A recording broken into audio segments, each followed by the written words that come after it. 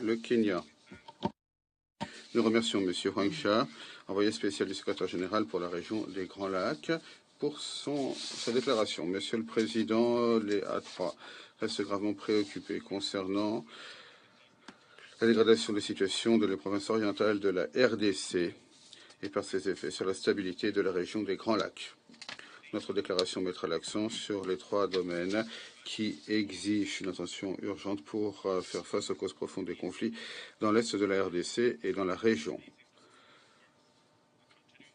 Ces 3 domaines incluent premièrement la poursuite de la menace provenant des groupes armés, deuxièmement le renforcement de la confiance entre les dirigeants de la région et troisièmement la lutte contre l'exploitation illicite des ressources naturelles. S'agissant de la menace représentée par les groupes armés, les A3 sont alarmés par la dégradation de la situation, comme le montre la récente capture par le M23 de la ville de Bunagana dans le nord Kivu.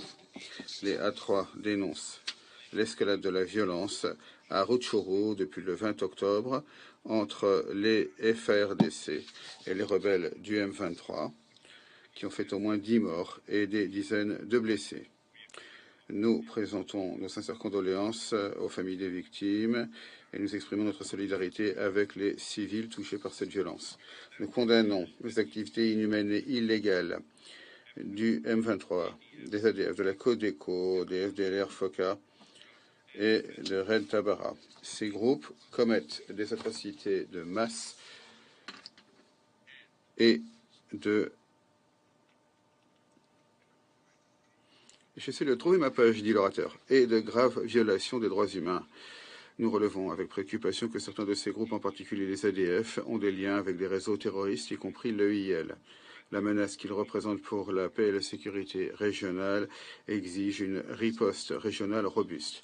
Nous appelons à la mise en œuvre rapide du plan d'action pour la stratégie 2021-2023 de l'ONU pour la paix, la consolidation, la prévention des conflits et le règlement des conflits dans la région des Grands Lacs, ainsi que l'accord cadre pour la paix, la sécurité et la coopération pour la RDC et la région. Nous nous félicitons du dialogue de Penta-Congolais lancé par la CAE et du fait que de nombreux groupes armés y participent déjà. Nous nous félicitons en outre de l'organisation du 3e dialogue de Penta-Congolais à Nairobi du 4 au 13 novembre. Les A3 félicitent l'Angola, le Sénégal et le Kenya pour leur contribution au Fonds pour la paix de la CAE, localisé à Arusha, pour appuyer le processus politique. Nous invitons d'autres pays à établir un partenariat avec la CAE en contribuant à ce fonds. Le succès des processus de Nairobi dépend de l'efficacité du programme de démobilisation, désarmement, réhabilitation communautaire. Nous demandons à la communauté internationale de donner les ressources nécessaires pour cet exercice. Nous exhortons le secrétaire général à renforcer la coordination entre le groupe de contact et de coordination et le processus de Nairobi pour appuyer au mieux le dialogue de paix. En outre, nous demandons un appui renforcé pour renforcer la capacité des FARDC pour consolider l'autorité de l'État dans les zones de conflit. Nous encourageons le gouvernement de la RDC à lancer une stratégie pour une réforme ambitieuse des FARDC et de son secteur de sécurité, afin qu'elles assument leurs responsabilités pour la protection des civils, afin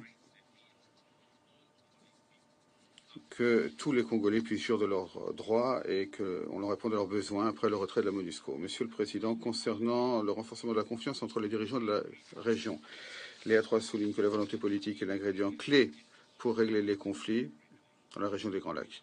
Nous relevons avec préoccupation les niveaux importants de défiance entre la RDC et le Rwanda qui ne font qu'attiser des tensions régionales intenables. Les deux pays ont besoin l'un de l'autre pour la paix, la sécurité et la prospérité. Il est donc essentiel qu'ils fassent tous les efforts possibles pour éviter des malentendus, établir la confiance et renforcer la coopération. Nous condamnons également, dans les termes les plus fermes, le recours au discours de haine ainsi qu'à la désinformation et aux infox de la part de certains dirigeants. Cela contribue à la défiance, aux tensions et à l'animosité et incite même à la violence. Nous exhortons l'envoyé spécial et le représentant spécial pour la RDC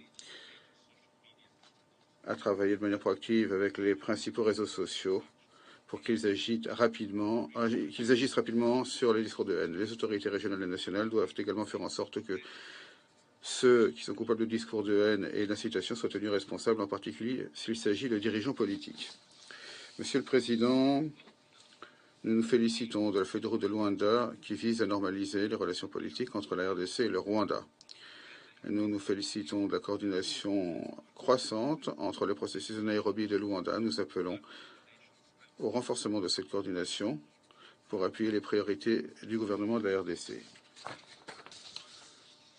Nous souhaitons davantage de mesures de confiance régionale, en particulier par le biais de la coopération économique. Nous exhortons les États de la région à renforcer le cadre de gouvernance tel que la CRGL, son pacte pour la sécurité, la stabilité et le développement pour promouvoir une vision régionale afin de remédier aux causes profondes des conflits. Il faut revitaliser le centre conjoint de fusion des renseignements et le mécanisme conjoint de vérification étendue pour recueillir et diffuser des renseignements sur les activités des groupes armés auprès des forces de l'ordre.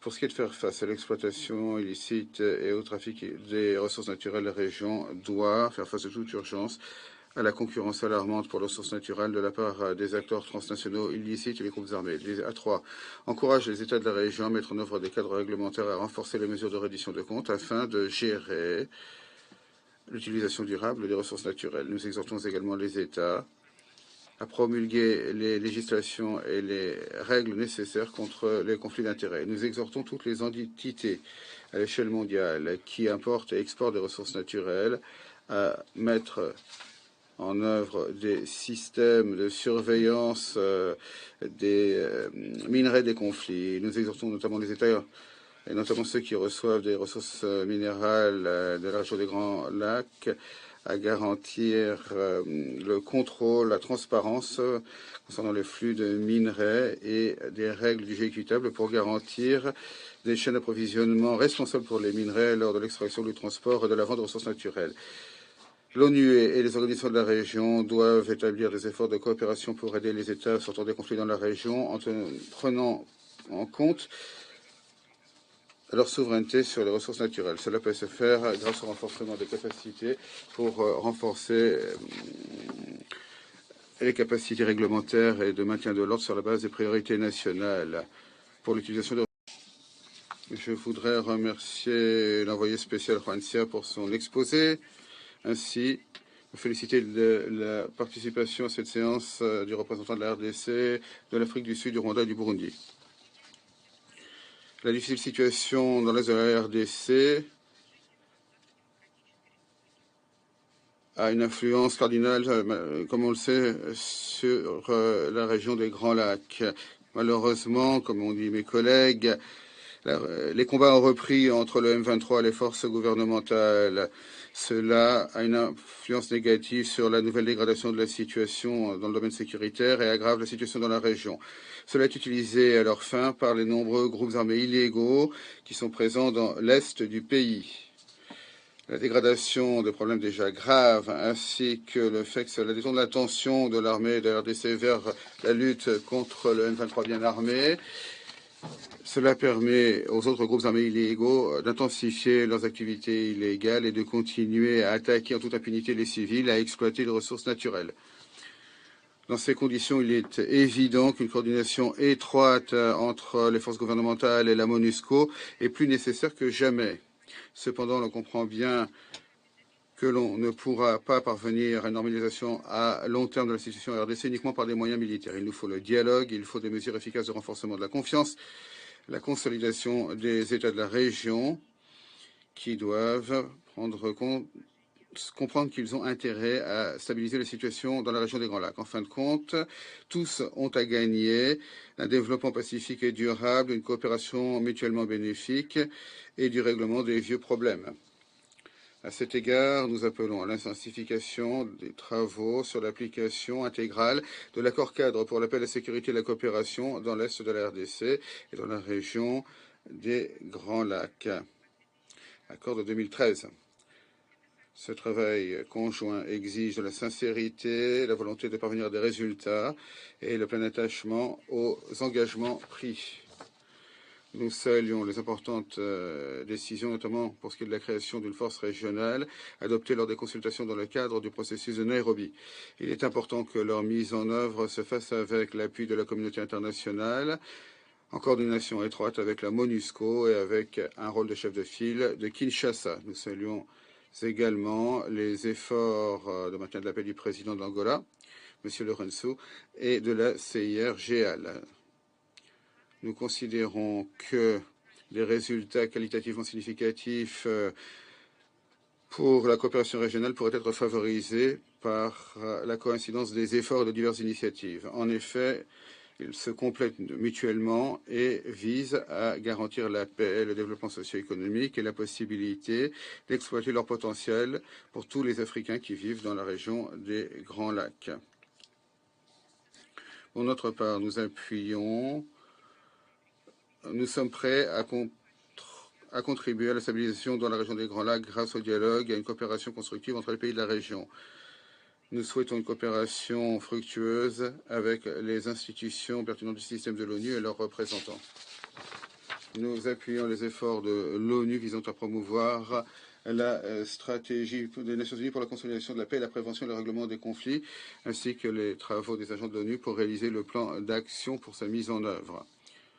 Nous appuyons pleinement les activités de l'envoyé spécial du secrétaire général Juan Cia visant à établir une coopération entre les États et à concourir aux efforts des acteurs de la région pour diminuer les tensions dans la région des Grands Lacs. Je vous remercie.